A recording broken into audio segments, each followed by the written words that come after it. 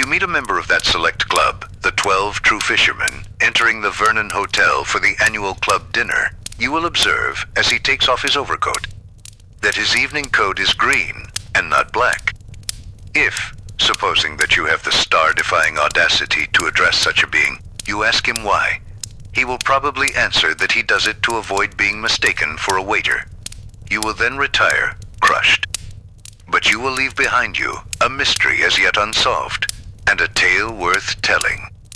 If, to pursue the same vein of improbable conjecture, you were to meet a mild, hard-working little priest named Father Brown, and were to ask him what he thought was the most singular luck of his life, he would probably reply that upon the whole, his best stroke was at the Vernon Hotel, where he had averted a crime and, perhaps, saved a soul, merely by listening to a few footsteps in a passage. He is perhaps a little proud of this wild and wonderful guess of his, and it is possible that he might refer to it. But since it is immeasurably unlikely that you will ever rise high enough in the social world to find the 12 True Fishermen, or that you will ever sink low enough among slums and criminals to find Father Brown, I fear you will never hear the story at all, unless you hear it from me. The Vernon Hotel, at which the 12 True Fishermen held their annual dinners, was an institution such as can only exist in an oligarchical society, which has almost gone mad on good manners. It was that topsy-turvy, production exclusive commercial enterprise. That is, it was a thing which paid not by attracting people, but actually by turning people away. In the heart of a plutocracy, tradesmen become cunning enough to be more fastidious than their customers. They positively create difficulties so that their wealthy and weary clients may spend money and diplomacy in overcoming them. If there were a fashionable hotel in London, which no man could enter who was under 6 foot, society would meekly make up parties of 6 foot men to dine in it. If there were an expensive restaurant, which by a mere caprice of its proprietor was only open on Thursday afternoon, it would be crowded on Thursday afternoon. The Vernon Hotel stood, as if by accident, in the corner of a square in Belgravia. It was a small hotel, and a very inconvenient one. But its very inconveniences were considered as walls protecting a particular class. One inconvenience, in particular, was held to be of vital importance: the fact that practically only 24 people could dine in the place at once. The only big dinner table was the celebrated terrace table, which stood open to the air on a sort of veranda overlooking one of the most exquisite old gardens in London. Thus it happened that even the 24 seats at this table could only be enjoyed in warm weather, and this, making the enjoyment yet more difficult, made it yet more desired. The existing owner of the hotel was a Jew named Lever, and he made nearly $1 million out of it by making it difficult to get into. Of course, he combined with this limitation, in the scope of his enterprise, the most careful polish in its performance. The wines and cooking were really as good as any in Europe, and the demeanor of the attendants exactly mirrored the fixed mood of the English upper class. The proprietor knew all his waiters like the fingers on his hand. There were only 15 of them all told. It was much easier to become a member of Parliament than to become a waiter in that hotel. Each waiter was trained in terrible silence and smoothness, as if he were a gentleman's servant. And, indeed, there was generally at least one waiter to every gentleman who dined. The club of the 12 True Fishermen would not have consented to dine anywhere but in such a place, for it insisted on a luxurious privacy, and would have been quite upset by the mere thought that any other club was even dining in the same building. On the occasion of their annual dinner, the fishermen were in the habit of exposing all their treasures, as if they were in a private house, especially the celebrated set of fish knives and forks, which were, as it were, the insignia of the society, each being exquisitely wrought in silver in the form of a fish, and each loaded at the hilt with one large pearl. These were always laid out for the fish course, and the fish course was always the most magnificent in that magnificent repast. The society had a vast number of ceremonies and observances, but it had no history and no object. That was where it was so very aristocratic. You did not have to be anything in order to be one of the 12 fishers. Unless you were already a certain sort of person, you never even heard of them. It had been in existence 12 years. Its president was Mr. Audley. Its vice president was the Duke of Chester. If I have in any degree conveyed the atmosphere of this appalling hotel, the reader may feel a natural wonder as to how I came to know anything about it, and may even speculate as to how so ordinary a person as my friend Father Brown came to find himself in that golden galley. As far as that is concerned, my story is simple, or even vulgar. There is in the world a very aged rioter and demagogue who breaks into the most refined retreats with the dreadful information that all men are brothers. And wherever this leveler went on his pale horse, it was Father Brown's trade to follow. One of the waiters, an Italian, had been struck down with a paralytic stroke that afternoon, and his Jewish employer, marveling mildly at such superstitions, had consented to send for the nearest popish priest. With what the waiter confessed to Father Brown, we are not concerned, for the excellent reason that that cleric kept it to himself. But apparently it involved him in writing out a note or statement for the conveying of some message or the righting of some wrong. Father Brown, therefore, with a meek impudence, which he would have shown equally in Buckingham Palace, asked to be provided with a room and writing materials. Mr. Lever was torn in two. He was a kind man, and had also that bad imitation of kindness, the dislike of any difficulty or scene. At the same time, the presence of one unusual stranger in his hotel that evening was like a speck of dirt on something just cleaned. There was never any borderland or anteroom in the Vernon Hotel, no people waiting in the hall, no customers coming in on chance. There were 15 waiters. There were 12 guests. It would be as startling to find a new guest in the hotel that night as to find a new brother taking breakfast or tea in one's own family. Moreover, the priest's appearance was second-rate, and his clothes muddy.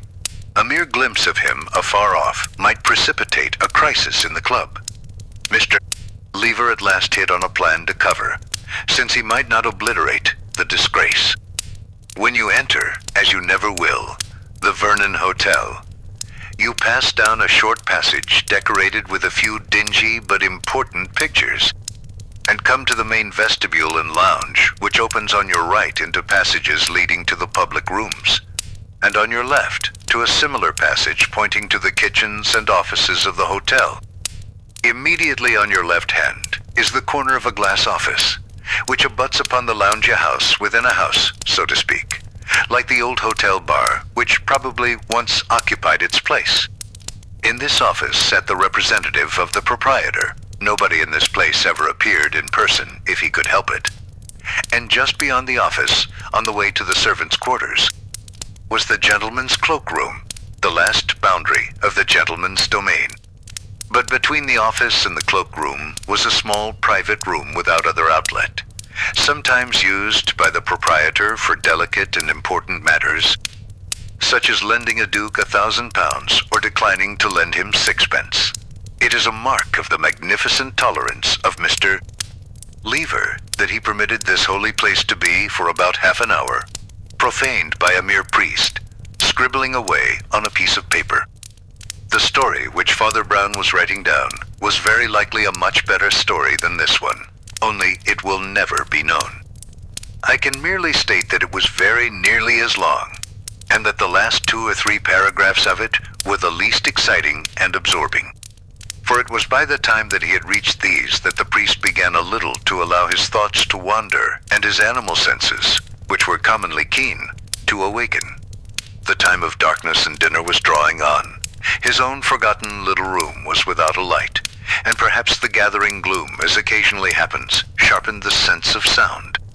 As Father Brown wrote the last and least essential part of his document, he caught himself writing to the rhythm of a recurrent noise outside, just as one sometimes thinks to the tune of a railway train. When he became conscious of the thing, he found what it was. Only the ordinary patter of feet passing the door, which in an hotel was no very unlikely matter. Nevertheless, he stared at the darkened ceiling and listened to the sound. After he had listened for a few seconds dreamily, he got to his feet and listened intently, with his head a little on one side. Then he sat down again and buried his brow in his hands, now not merely listening, but listening and thinking also. The footsteps outside at any given moment were such as one might hear in any hotel, and yet, taken as a whole, there was something very strange about them. There were no other footsteps. It was always a very silent house, for the few familiar guests went at once to their own apartments, and the well-trained waiters were told to be almost invisible until they were wanted. One could not conceive any place where there was less reason to apprehend anything irregular, but these footsteps were so odd that one could not decide to call them regular or irregular. Father Brown followed them with his finger on the edge of the table, like a man trying to learn a tune on the piano. First, there came a long rush of rapid little steps, such as a light man might make in winning a walking race. At a certain point, they stopped and changed to a sort of slow, swinging stamp, numbering not a quarter of the steps, but occupying about the same time. The moment the last echoing stamp had died away would come again, the run or ripple of light, hurrying feet, and then again the thud of the heavier walking. It was certainly the same pair of boots, partly because, as has been said, there were no other boots about, and partly because they had a small but unmistakable creak in them. Father Brown had the kind of head that cannot help asking questions, and on this apparently trivial question, his head almost split. He had seen men run in order to jump. He had seen men run in order to slide. But why on earth should a man run in order to walk? Or, again, why should he walk in order to run? Yet no other description would cover the antics of this invisible pair of legs. The man was either walking very fast down one half of the corridor in order to walk very slow down the other half, or he was walking very slow at one end to have the rapture of walking fast at the other. Neither suggestion seemed to make much sense. His brain was growing darker and darker, like his room. Yet, as he began to think steadily, the very blackness of his cell seemed to make his thoughts more vivid. He began to see, as in a kind of vision, the fantastic feet capering along the corridor in unnatural or symbolic attitudes. Was it a heathen religious dance, or some entirely new kind of scientific exercise? Father Brown began to ask himself with more exactness what the step suggested. Taking the slow step first, it certainly was not the step of the proprietor. Men of his type walk with a rapid waddle, or they sit still. It could not be any servant or messenger waiting for directions. It did not sound like it. The poorer orders, in an oligarchy, sometimes lurch about when they are slightly drunk, but generally, and especially in such gorgeous scenes, they stand or sit in constrained attitudes. No, that heavy yet springy step, with a kind of careless emphasis, not specially noisy, yet not caring what noise it made, belonged to only one of the animals of this earth. It was a gentleman of Western Europe, and probably one who had never worked for his living. Just as he came to this solid certainty, the step changed to the quicker one, and ran past the door as feverishly as a rat. The listener remarked that though this step was much swifter, it was also much more noiseless, almost as if the man were walking on tiptoe. Yet it was not associated in his mind with secrecy, but with something else, something that he could not remember. He was maddened by one of those half-memories that make a man feel half-witted. Surely he had heard that strange, swift walking somewhere. Suddenly, he sprang to his feet with a new idea in his head, and walked to the door. His room had no direct outlet on the passage, but led on one side into the glass office, and on the other into the cloakroom beyond. He tried the door into the office, and found it locked. Then he looked at the window, now a square pane full of purple cloud cleft by livid sunset, and for an instant he smelt evil as a dog smells rats. The rational part of him, whether the wiser or not, regained its supremacy. He remembered that the proprietor had told him that he should lock the door, and would come later to release him. He told himself that 20 things he had not thought of might explain the eccentric sounds outside. He reminded himself that there was just enough light left to finish his own proper work. Bringing his paper to the window so as to catch the last stormy evening light, he resolutely plunged once more into the almost completed record. He had written for about 20 minutes, bending closer and closer to his paper in the lessening light. Then suddenly he sat upright. He had heard the strange feet once more. This time they had a third oddity.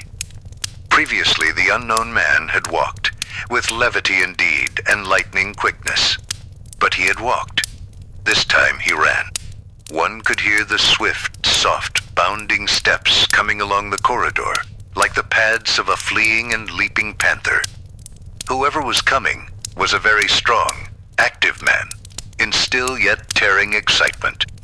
Yet, when the sound had swept up to the office like a sort of whispering whirlwind, it suddenly changed again to the old, slow, swaggering stamp.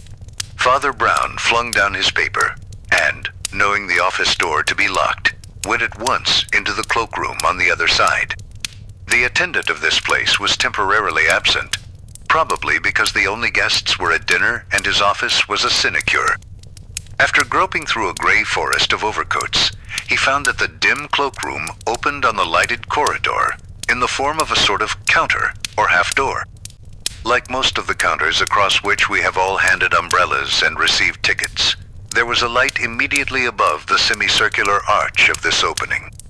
It threw little illumination on Father Brown himself, who seemed a mere dark outline against the dim sunset window behind him.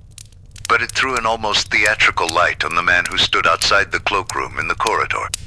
He was an elegant man in very plain evening dress, tall, but with an air of not taking up much room. One felt that he could have slid along like a shadow, where many smaller men would have been obvious and obstructive. His face, now flung back in the lamplight, was swarthy and vivacious, the face of a foreigner. His figure was good, his manners good-humored and confident. A critic could only say that his black coat was a shade below his figure and manners, and even bulged and bagged in an odd way. The moment he caught sight of Brown's black silhouette against the sunset, he tossed down a scrap of paper with a number and called out with amiable authority, "I want my hat and coat, please. I find I have to go away at once." Father Brown took the paper without a word and obediently went to look for the coat. It was not the first menial work he had done in his life. He brought it and laid it on the counter. Meanwhile, the strange gentleman who had been feeling in his waistcoat pocket said, laughing, "I haven't got any silver. You can keep this."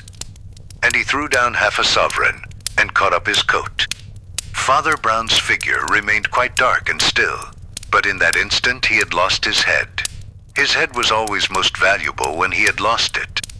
In such moments he put 2 and 2 together and made 4 million.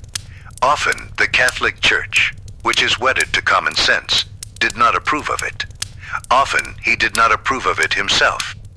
But it was real inspiration important at rare crises when, whosoever shall lose his head, the same shall save it. "I think, sir," he said civilly, "that you have some silver in your pocket." The tall gentleman stared. "Hang it," he cried. "If I choose to give you gold, why should you complain?" "Because silver is sometimes more valuable than gold," said the priest mildly, "that is, in large quantities." The stranger looked at him curiously. Then he looked still more curiously up the passage towards the main entrance. Then he looked back at Brown again. And then he looked very carefully at the window beyond Brown's head, still colored with the afterglow of the storm. Then he seemed to make up his mind. He put one hand on the counter, vaulted over as easily as an acrobat, and towered above the priest, putting one tremendous hand upon his collar. "Stand still," he said in a hacking whisper. "I don't want to threaten you, but—" "I do want to threaten you," said Father Brown in a voice like a rolling drum. "I want to threaten you with the worm that dieth not, and the fire that is not quenched." "You're a rum sort of cloakroom clerk," said the other. "I am a priest, Monsieur Flambeau," said Brown, "and I am ready to hear your confession." The other stood gasping for a few moments, and then staggered back into a chair. The first two courses of the dinner of the 12 True Fishermen had proceeded with placid success. I do not possess a copy of the menu, and if I did, it would not convey anything to anybody. It was written in a sort of super French, employed by cooks, but quite unintelligible to Frenchmen. There was a tradition in the club that the hors d'oeuvre should be various and manifold to the point of madness. They were taken seriously because they were avowedly useless extras, like the whole dinner and the whole club.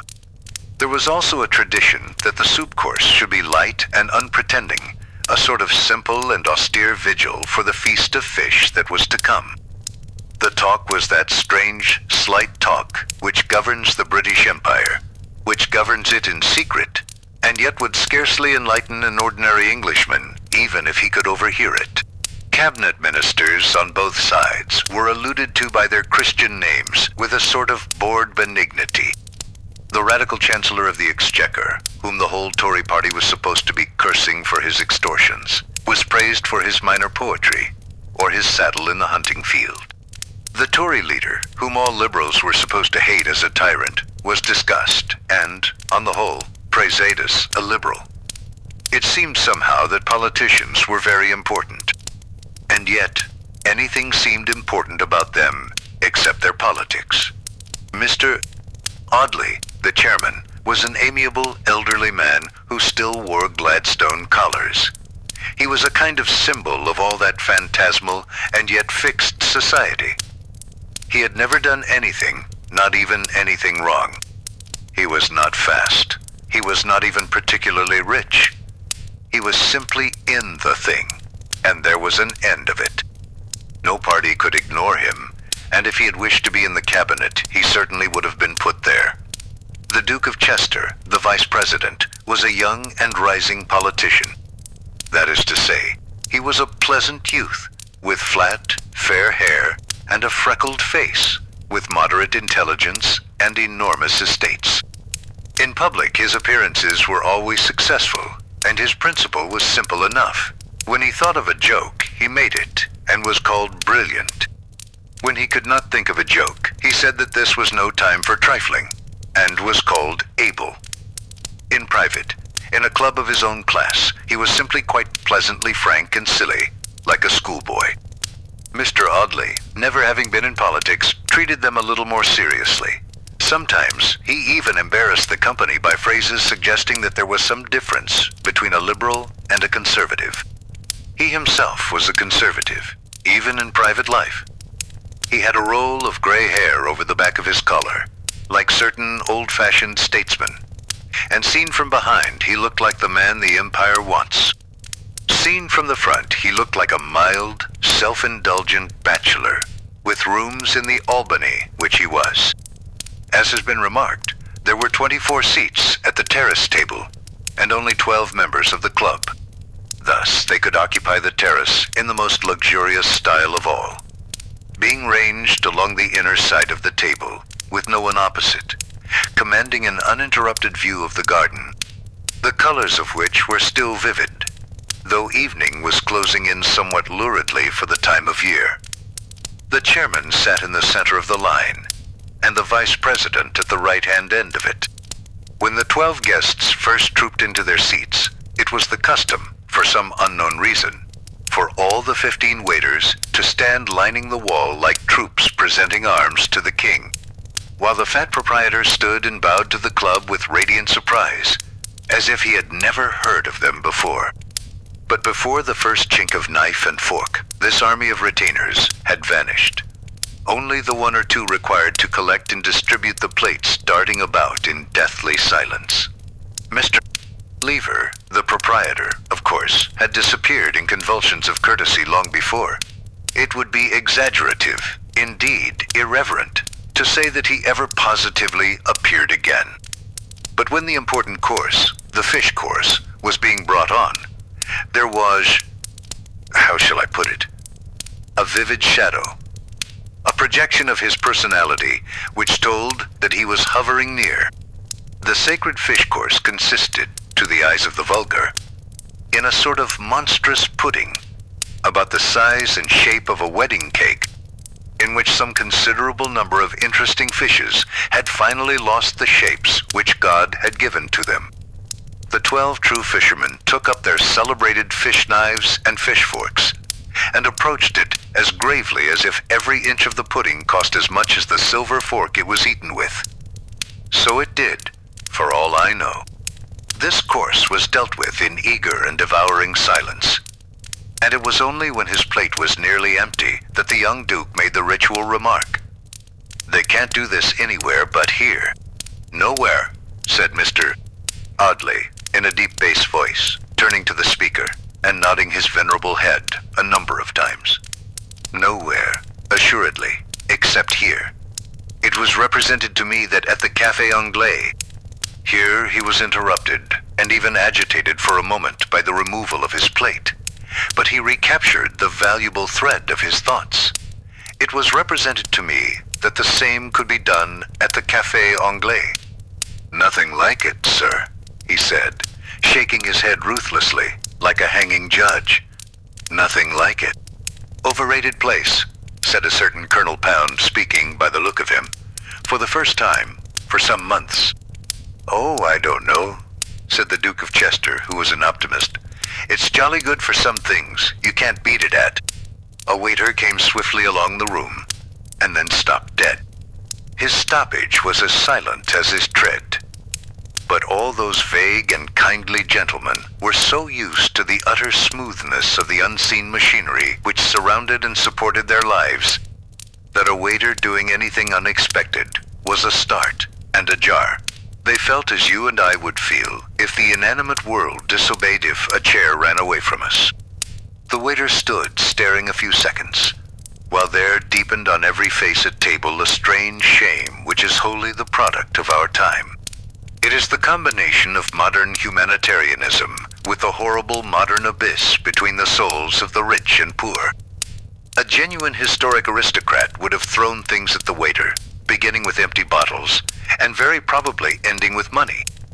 A genuine democrat would have asked him, with comrade-like clearness of speech, what the devil he was doing. But these modern plutocrats could not bear a poor man near to them, either as a slave or as a friend. That something had gone wrong with the servants was merely a dull, hot embarrassment. They did not want to be brutal, and they dreaded the need to be benevolent. They wanted the thing, whatever it was, to be over. It was over.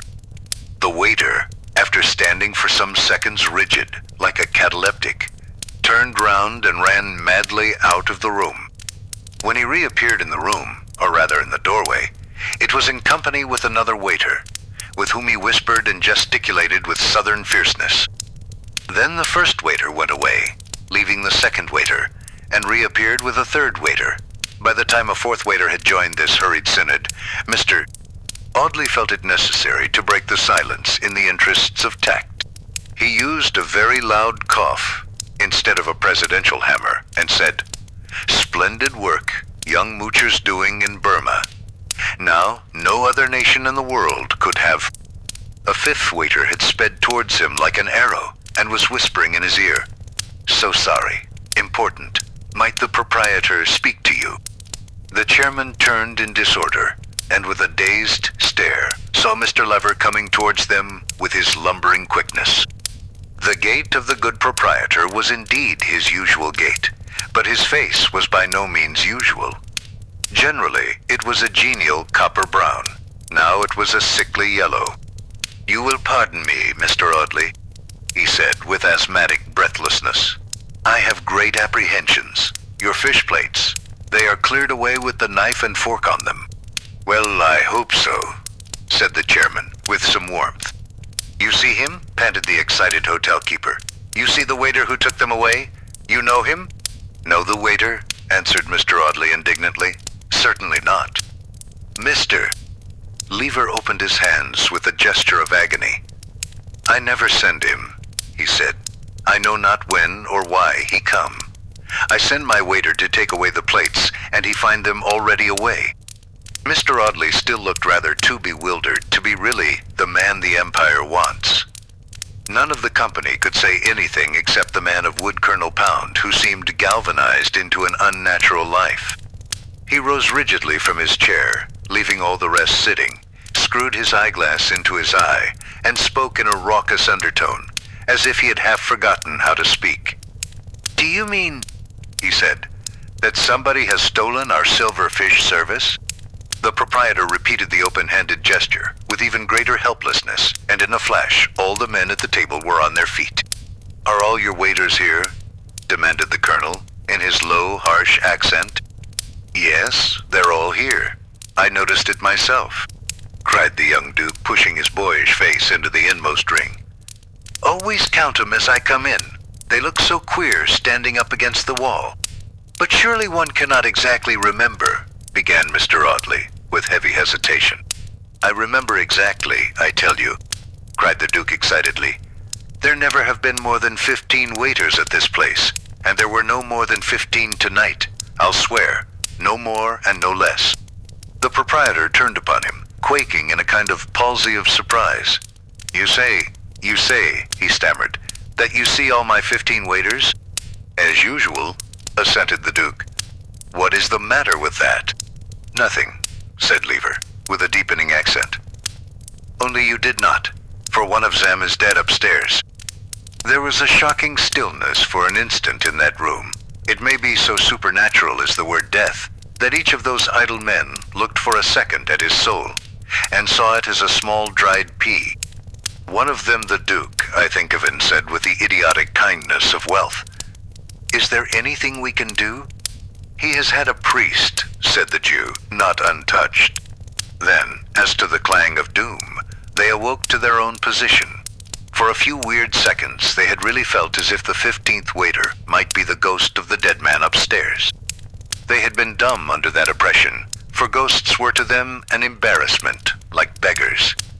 But the remembrance of the silver broke the spell of the miraculous, broke it abruptly, and with a brutal reaction. The colonel flung over his chair and strode to the door. "If there was a 15th man here, friends," he said, "that 15th fellow was a thief. Down at once to the front and back doors and secure everything. Then we'll talk. The 24 pearls of the club are worth recovering." Mr. Audley seemed at first to hesitate about whether it was gentlemanly to be in such a hurry about anything.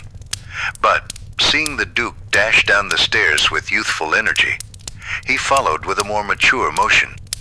At the same instant, a 6th waiter ran into the room and declared that he had found the pile of fish plates on a sideboard, with no trace of the silver. The crowd of diners and attendants that tumbled helter-skelter down the passages divided into 2 groups. Most of the fishermen followed the proprietor to the front room to demand news of any exit. Colonel Pound, with the chairman, the vice president, and 1 or 2 others, darted down the corridor leading to the servants' quarters as the more likely line of escape. As they did so, they passed the dim alcove or cavern of the cloakroom and saw a short, black-coated figure, presumably an attendant, standing a little way back in the shadow of it. "Hello there," called out the Duke. "Have you seen anyone pass?" The short figure did not answer the question directly, but merely said, "Perhaps I have got what you are looking for, gentlemen."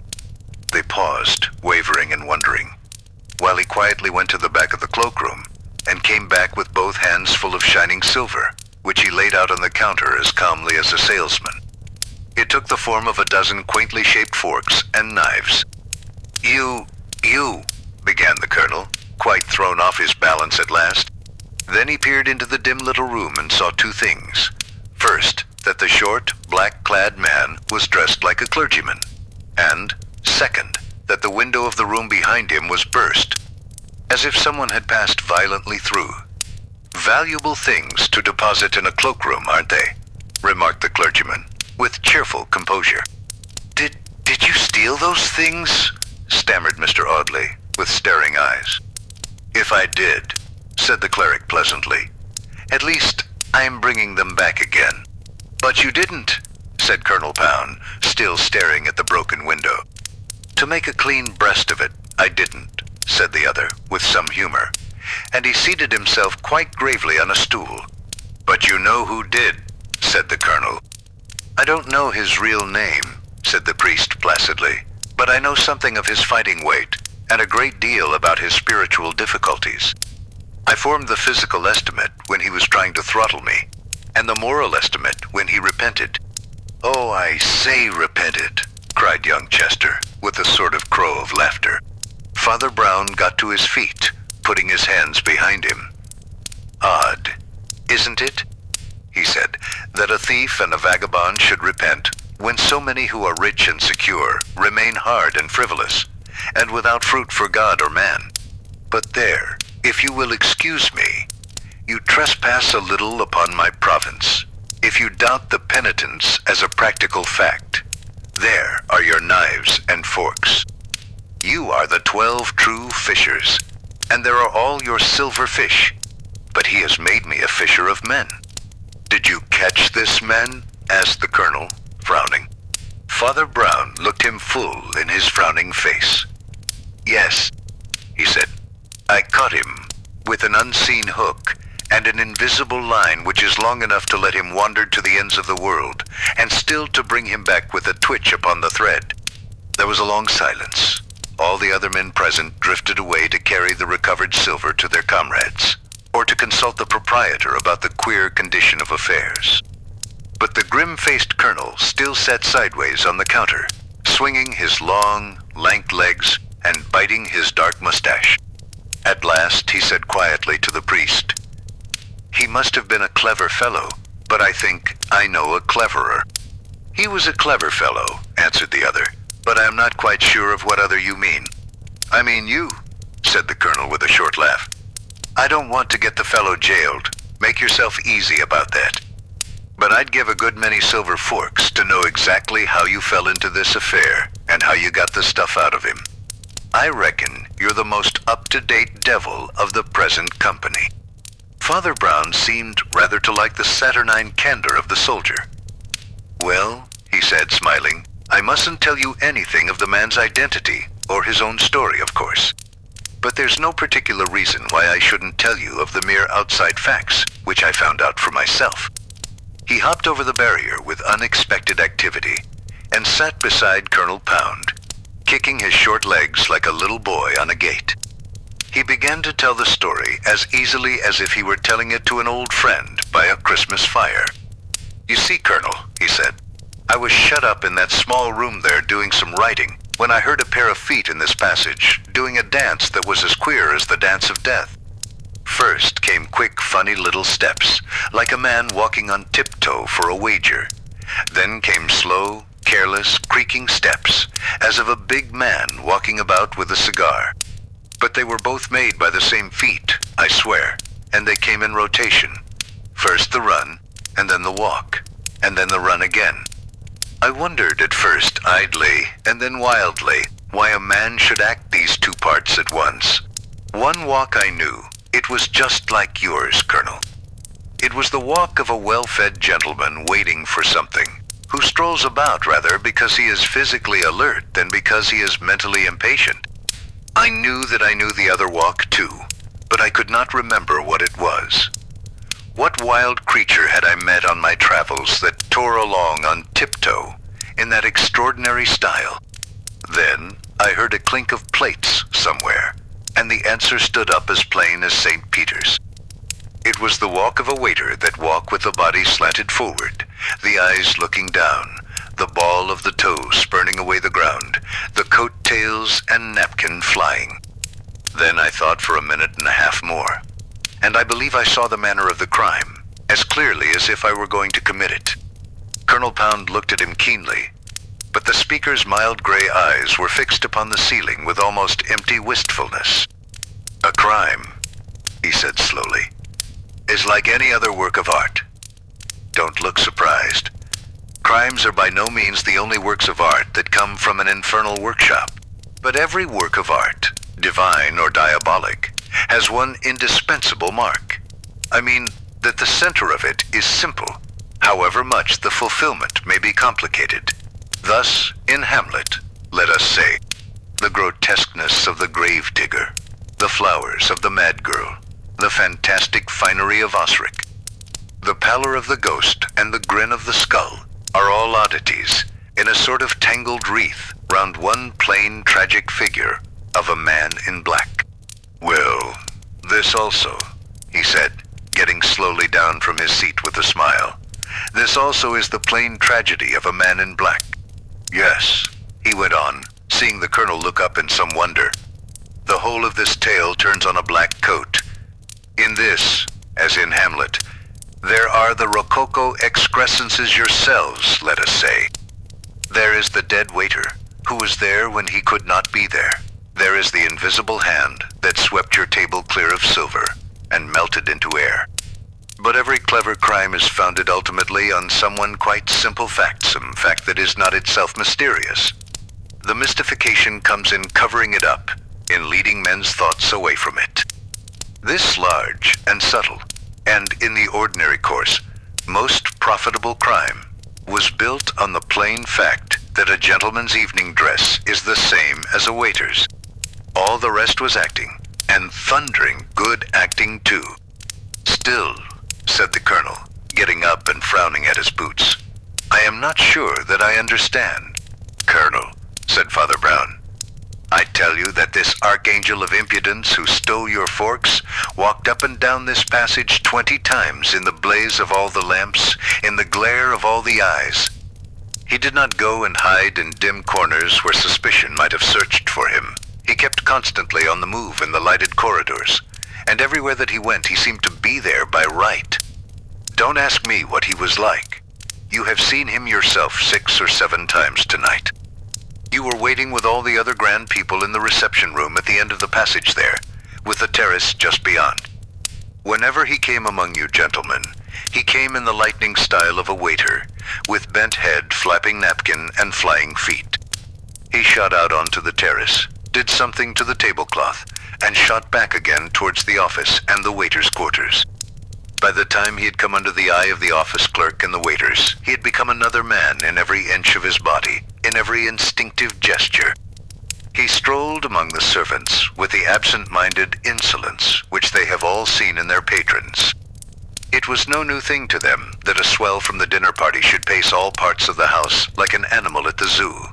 They know that nothing marks the smart set more than a habit of walking where one chooses. When he was magnificently weary of walking down that particular passage, he would wheel round and pace back past the office. In the shadow of the arch, just beyond, he was altered as by a blast of magic, and went hurrying forward again among the 12 fishermen, an obsequious attendant. Why should the gentleman look at a chance waiter? Why should the waiters suspect a first-rate walking gentleman? Once or twice, he played the coolest tricks. In the proprietor's private quarters, he called out breezily for a siphon of soda water, saying he was thirsty. He said genially that he would carry it himself, and he did. He carried it quickly and correctly through the thick of you, a waiter with an obvious errand. Of course, it could not have been kept up long, but it only had to be kept up till the end of the fish course. His worst moment was when the waiters stood in a row. But even then, he contrived to lean against the wall just round the corner, in such a way that for that important instant the waiters thought him a gentleman, while the gentlemen thought him a waiter. The rest went like winking. If any waiter caught him away from the table, that waiter caught a languid aristocrat. He had only to time himself 2 minutes before the fish was cleared, become a swift servant, and clear it himself. He put the plates down on a sideboard, stuffed the silver in his breast pocket, giving it a bulgy look, and ran like a hare. I heard him coming, till he came to the cloakroom. There he had only to be a plutocrat again. A plutocrat called away suddenly on business. He had only to give his ticket to the cloakroom attendant, and go out again elegantly as he had come in. Only I happened to be the cloakroom attendant. "What did you do to him?" cried the colonel, with unusual intensity. "What did he tell you?" "I beg your pardon," said the priest immovably. "That is where the story ends." "And the interesting story begins," muttered Pound. "I think I understand his professional trick, but I don't seem to have got hold of yours." "I must be going," said Father Brown. They walked together along the passage to the entrance hall. where they saw the fresh, freckled face of the Duke of Chester, who was bounding buoyantly along towards them. "Come along, Pound," he cried breathlessly. "I've been looking for you everywhere. The dinner's going again in spanking style, and old Audley has got to make a speech in honor of the forks being saved. We want to start some new ceremony, don't you know, to commemorate the occasion. I say, you really got the goods back. What do you suggest?" "Why," said the Colonel, eyeing him with a certain sardonic approval, "I should suggest that henceforward we wear green coats instead of black. One never knows what mistakes may arise when one looks so like a waiter." "Oh, hang it all," said the young man. "A gentleman never looks like a waiter." "Nor a waiter like a gentleman, I suppose," said Colonel Pound, with the same lowering laughter on his face. "Reverend Sir, your friend must have been very smart to act the gentleman." Father Brown buttoned up his commonplace overcoat to the neck, for the night was stormy, and took his commonplace umbrella from the stand. "Yes," he said, "it must be very hard work to be a gentleman, but, do you know, I have sometimes thought that it may be almost as laborious to be a waiter." And saying good evening, he pushed open the heavy doors of that palace of pleasures. The golden gates closed behind him, and he went at a brisk walk through the damp, dark streets in search of a penny omnibus.